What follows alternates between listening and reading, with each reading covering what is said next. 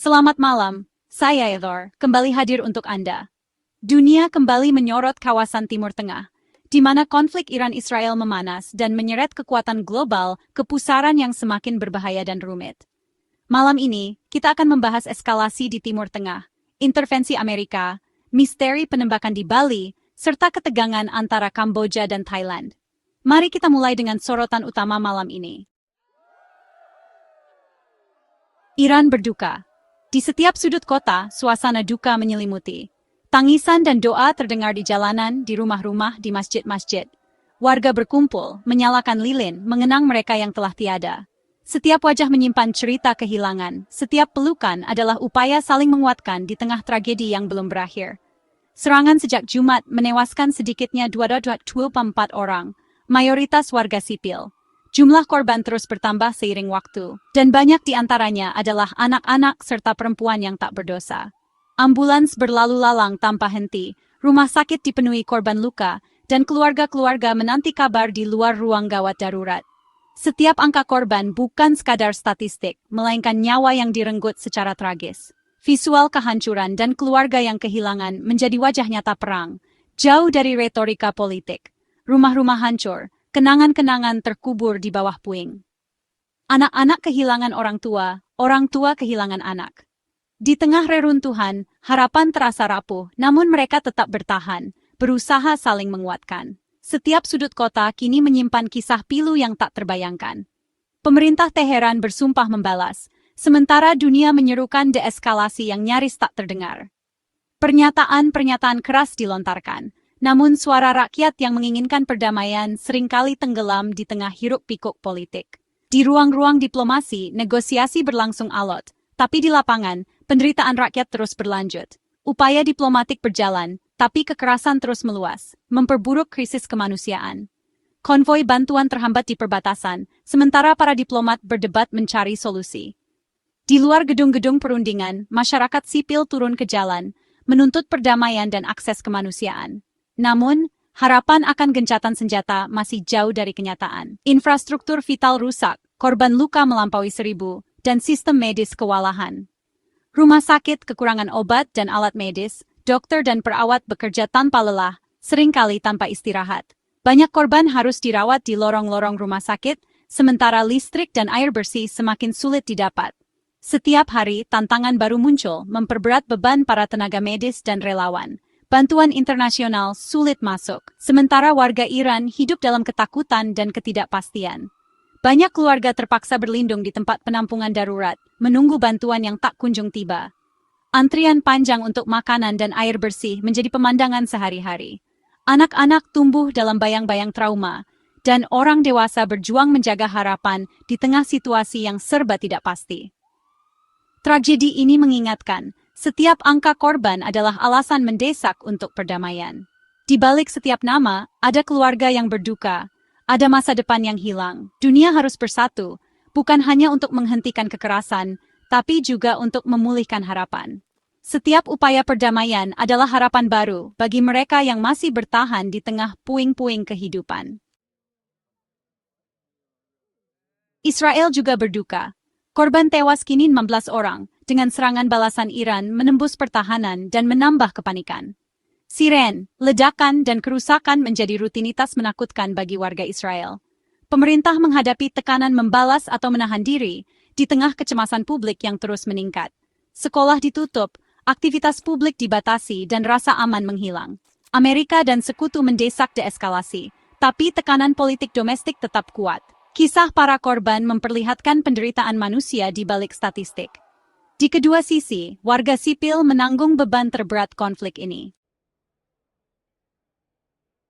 Di balik layar, drama diplomatik terjadi. Presiden Trump dilaporkan memblokir rencana Israel untuk menyerang langsung Ayatollah Khamenei. Langkah ini mencegah eskalasi besar yang bisa memicu perang regional. Rencana tersebut diajukan faksi garis keras Israel, tapi Washington menilai risikonya terlalu besar. Netanyahu tak mengonfirmasi atau membantah, menambah misteri dan ketegangan. Intervensi AS menyoroti batas dukungan pada Israel dan pentingnya deeskalasi. Keputusan di Oval Office kali ini mungkin menyelamatkan ribuan nyawa. Namun, pertanyaan besar tetap, sampai kapan rem darurat ini bertahan?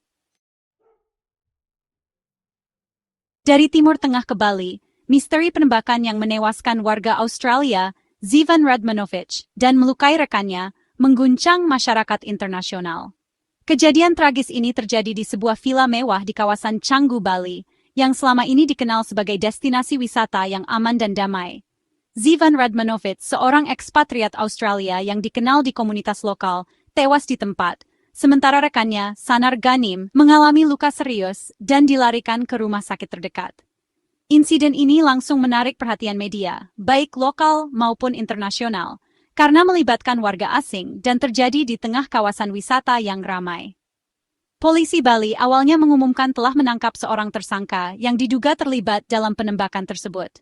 Namun, dalam perkembangan terbaru, pihak kepolisian menarik kembali pernyataan tersebut setelah menyadari bahwa bukti yang ada belum cukup kuat untuk menahan atau menetapkan tersangka. Langkah ini menimbulkan pertanyaan di kalangan publik dan menambah ketidakpastian dalam proses penyelidikan. Polisi menegaskan bahwa mereka masih terus bekerja keras untuk mengumpulkan bukti tambahan dan meminta masyarakat bersabar menunggu hasil investigasi yang lebih mendalam. Penyelidikan kini kembali ke titik awal, dan tekanan dari pemerintah Australia semakin besar agar prosesnya dilakukan secara transparan dan profesional.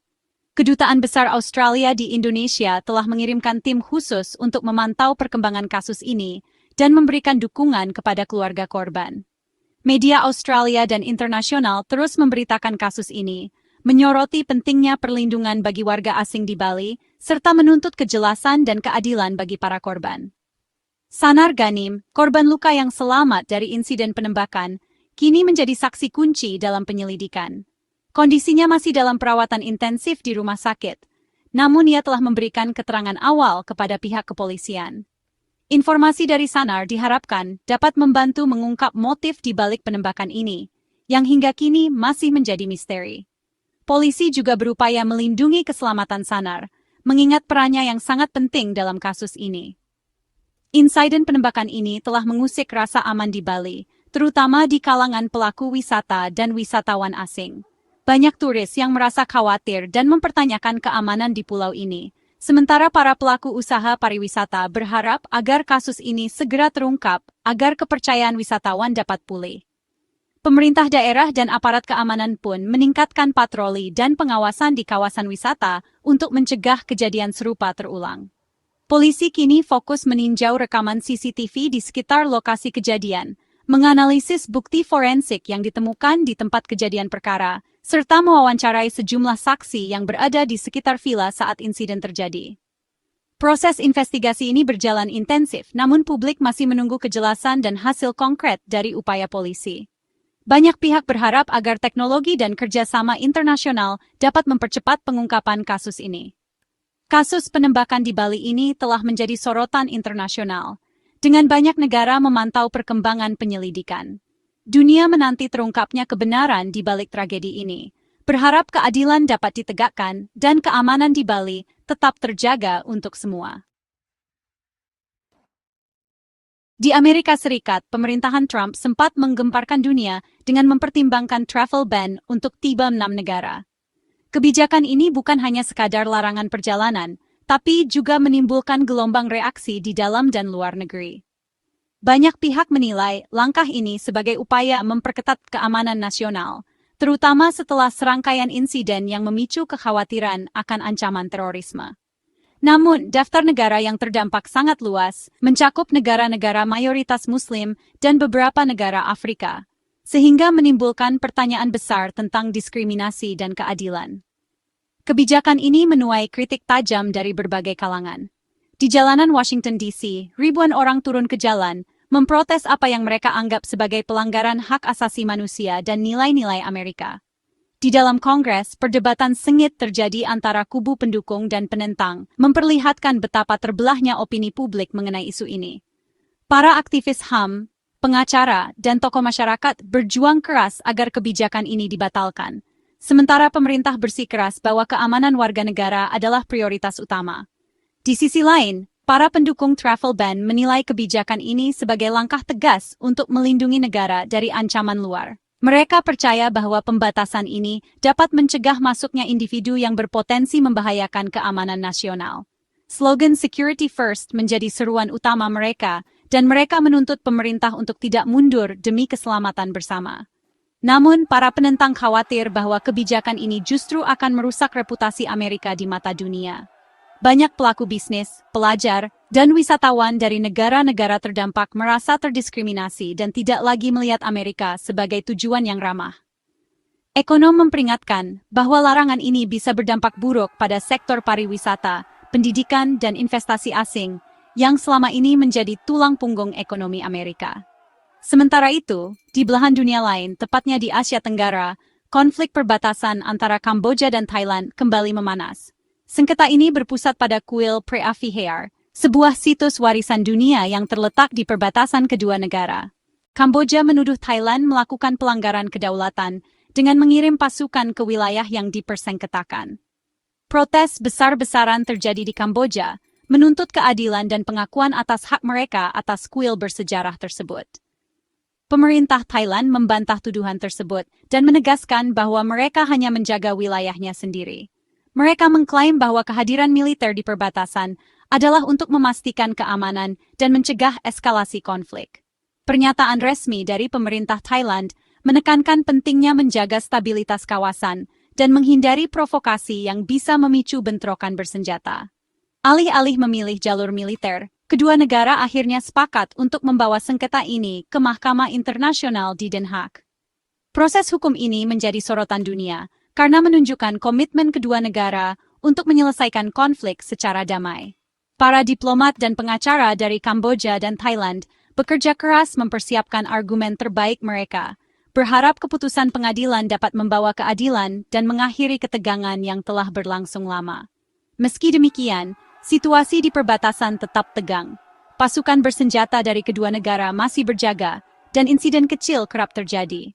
Para aktivis perdamaian terus mengingatkan pentingnya dialog dan menolak kekerasan. Mereka menggelar aksi damai di perbatasan, membawa pesan harapan agar konflik ini tidak berubah menjadi perang terbuka. Dunia internasional memantau perkembangan ini dengan penuh harap.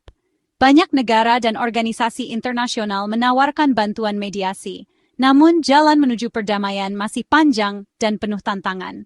Negosiasi yang alot, perbedaan pandangan, dan sejarah panjang konflik membuat proses rekonsiliasi berjalan lambat.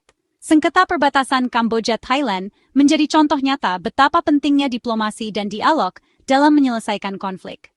Di tengah ketegangan dan perbedaan, upaya mencari solusi damai harus terus diutamakan agar generasi mendatang dapat hidup dalam stabilitas dan harmoni. Itulah rangkuman berita dunia malam ini, dari konflik Timur Tengah, misteri di Bali, hingga dinamika kebijakan global. Untuk update dan analisis mendalam, kunjungi situs ABC News dan jangan lupa subscribe agar tak ketinggalan berita penting. Saya Nama Kreator, sampai jumpa di rangkuman berikutnya. Tetap waspada dan terinformasi.